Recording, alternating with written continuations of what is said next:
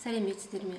Негізгі орта білім беру деңгейінің қазақ тілі пәні бойынша жаңартылған мазмұндағы үлгілік оқу бағдарламасы Қазақстан Республикасы үкіметінің 2012 жылғы 23 тамызындағы 2016 жылдың 7 шілдесінде енгізілген өзгерістер бойынша орта білім берудің мемлекеттік жалпыға міндетті стандарттарына сәйкес әзірленді.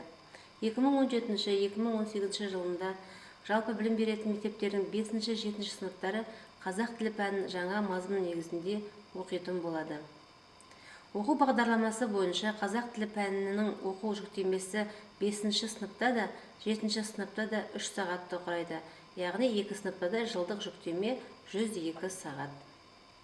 Оқу бағдарламасының мазмұны сөйлеу әрекетінің тыңдалым және айтылым, оқылым, жазылым бөлімдері мен грамматиканы коммуникативті оқытуға негізделген әдеби тіл нормалары бөлімдерінен тұрады.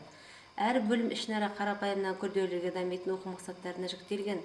Мысалы, тыңдалым және айтылым бөлімі болжау, әртүрлі жанрдағы мәтіндерді талдау, мәтіннен ақпаратты анықтау, негізгі ойды анықтау, тыңдалым материалы бойынша жауап беру және бағалау, сөйлеу мәдениетін дамыту оқу мақсаттарын қамтиды.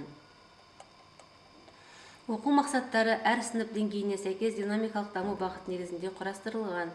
Мәселен, әдеби тіл нормасы бөлімінің орфографиялық норма оқу мақсатын алып қарайтын болсақ, 5-ші сыныпта қазақ тілінің дыбыстар жүйесінің үндестік заңын имелік ерекшеліктерін ескере отырып, орфографиялық нормаға сай жазу болса, 6-ші сыныпта тақырып бойынша жеке сөздер бірге бөлек және дефис арқылы жазылатын сөздерді орфографиялық нормаға сай жазу.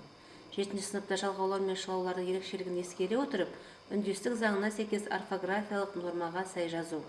Ал 8-ші сыныпта тақырып бойынша бас әріппен жазылатын күрделі құрам атауларды орфографиялық нормаға сай жазу. 9-ші сыныпта мәнмәтін бойынша тілдік бірліктерді орфографиялық нормаға сай жазу. Пәнді оқыту барысында мұғалім басшылыққа алатын құжаттар қатарына негізгі орта білім беру деңгейінің 5-9-ші сыныптарынан алған қазақ тілі пәніне жаңартылған мазмұндағы үлгілік оқу бағдарламасы, пән бойынша орта мерзімді жоспар, қысқа мерзімді жоспар жатады. Оқу бағдарламасы мен ұзақ мерзімді жоспар міндетті болып есептеледі. Орта мерзімді жоспар бағдарлама құрастырушылар тарапынан құрастырылған ұсыныс ретінде жасалған мұғалім үшін көмекші әдістемелік құрал. Ұзақ мерзімді жоспарда әр сыныпқа бөлінген бөлім атаулары, оқу мақсаттары берілді. Білім алушылар білуге тиісті бағанда сол 90-ға бөлінген іріктелген оқу мақсаттары көрсетілді. Оқу мақсаттары ұзақ мерзімді жоспарда қайталанып келуі мүмкін. Жаңа бағдарламаның мақсаты оқу мақсаттары арқылы сөйлеу әрекеті дағдыларын қалыптастыру. Орта мерзімді жоспарда коммуникативті дағдыларға сілтеме, оқу мақсаты, мұғалімге ұсынылатын іс-әрекет, мұғалімге ескерту, оқыту ресурстары көрсетілді. Орта мерзімді жоспардың мақсаты мұғалімге әдістемелік көмек көрсету. Сонымен қатар, бағдарлама құрастырушылары тарапынан күнтізбелік тақырыптық жоспар үлгісі де ұсынылады. Оқу бағдарламасында көрсетілген бөлім атауы негізінде сабақтың лексикалық тақырыптарын мұғалімдер өздігінен құрастыра алады. Сол тақырыптар негізінде оқу мақсаттары жүзеге асырылады.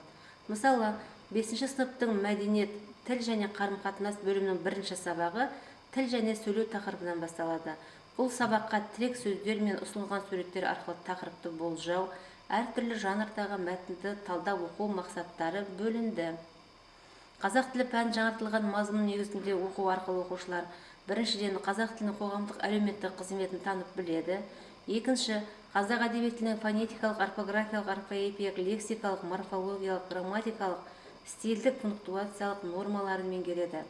Үшіншіден, қазақ тілінде тыңдалым, оқылым, жазылым, айтылым, коммуникативтік дағдыларын жағдаятқа сай дұрыс қолдана білуді үйренеді. Төртіншіден, өзінің ойын ауызша және жазбаша формада сауатты құрауға дағдыланады деген нәтижелер күтілуде. Сау болыңыздар.